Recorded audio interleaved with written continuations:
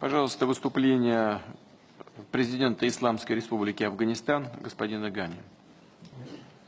Bismillahirrahmanirrahim. Let me first congratulate President Putin on a remarkable chairmanship.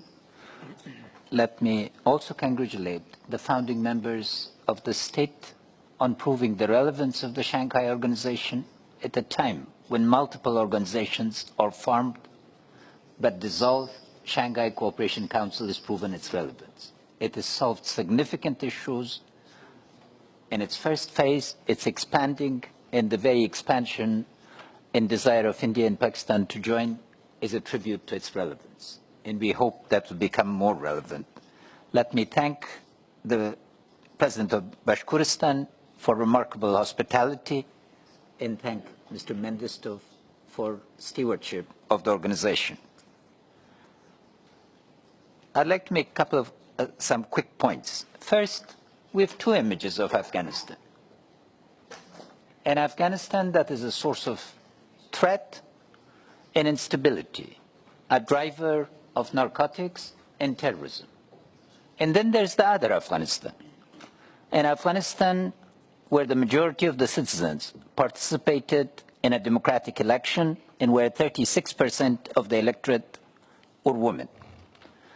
In Afghanistan, that would be the source of prosperity with our location, our water resources, our mineral resources, our significant energy.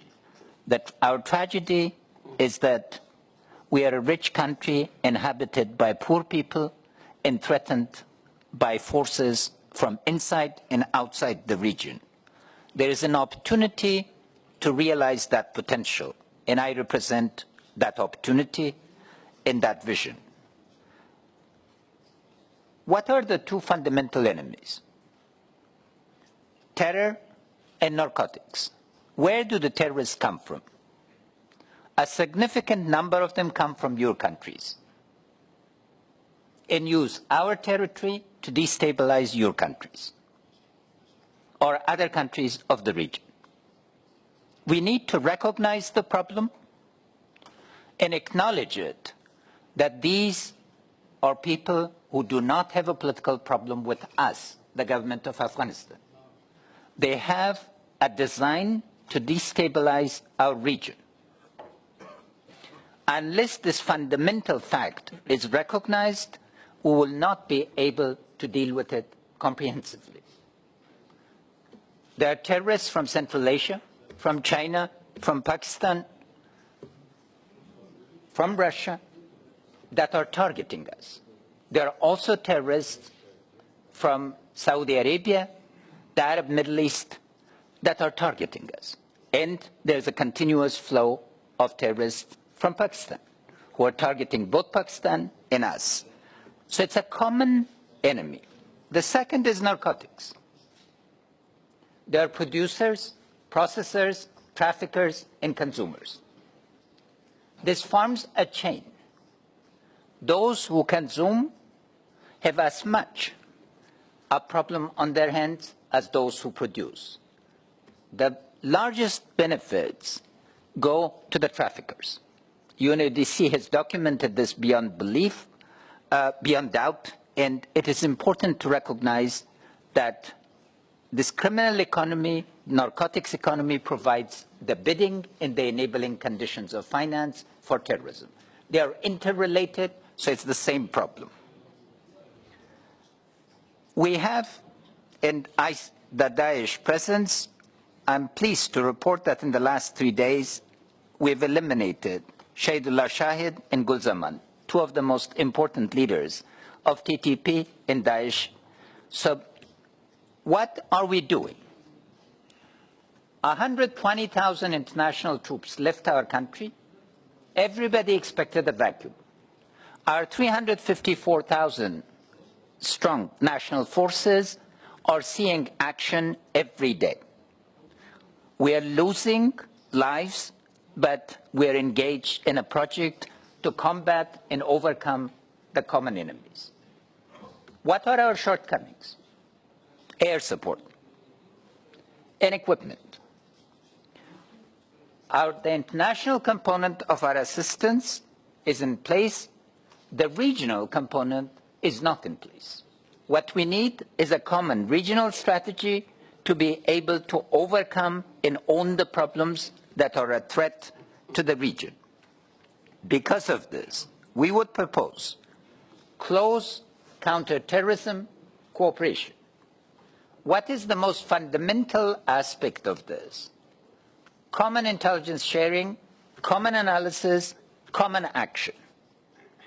But also, it requires a common framework of verification. Where do these people come from? Who are they supported by? How are they financed? Who benefits from them? Because without those components in place, the job will remain half done. There is another component that we acknowledge. The Taliban are an Afghan problem.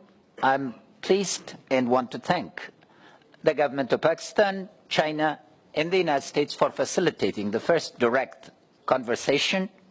It is important that we realize that the psychological shift must result in changes in the ground in order to prove its relevance. But there must be a national political framework for reconciliation, because every Afghan that needs to be included, we desire to include. On counter-narcotics, the efforts have been half-hearted in the past. They have not been serious, and we would like, again, to propose a serious common agenda where all of us acknowledge when tons of narcotics are trafficked to reach their destinations, there must be significant security gaps in the countries through which that passes and in the countries where it's consumed. We have a common problem. We would like to deal with them. So what we would propose is a ministerial level meeting in Kabul at the soonest to be able to share analysis, arrive at a common plan of action, and commit our energies together to overcome the twin menaces. Afghanistan wants to breathe. The people of Afghanistan have sacrificed immensely, and we find the blood unnecessary. At the end, let me congratulate Uzbekistan on assuming the leadership of the Shanghai Cooperation Council, and we look very much forward to productive results of next year's meetings. Благодарю вас, уважаемый господин